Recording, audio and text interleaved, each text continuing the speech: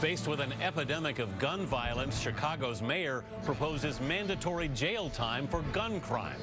Dean Reynolds looks at how it could work. Started off talking about the need to stop gun violence. Chicago has been plagued by it.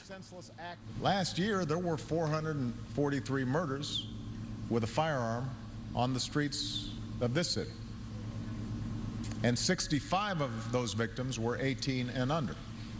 So that's the equivalent of a new town every 4 months. Chicago already has some of the toughest gun laws in the country. This week, Mayor Rahm Emanuel called for making them even tougher with mandatory minimum sentences for gun violations. Would that work? Dean Reynolds takes a look.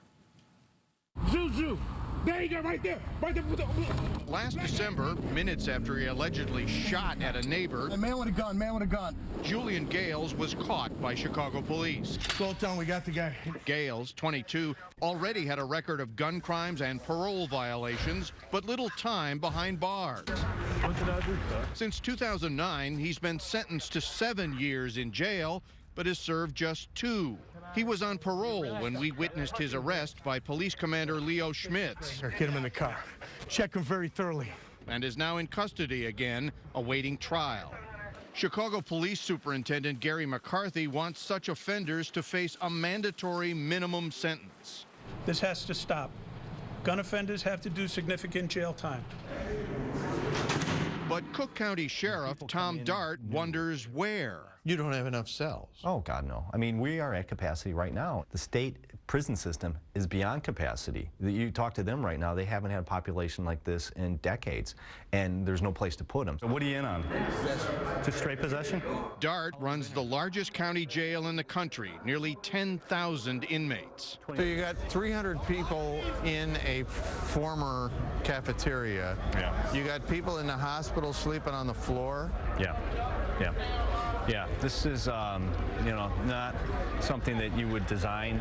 Frankly, at this time, this should be a building that we should have empty right now. At this time of year, should be no one in it.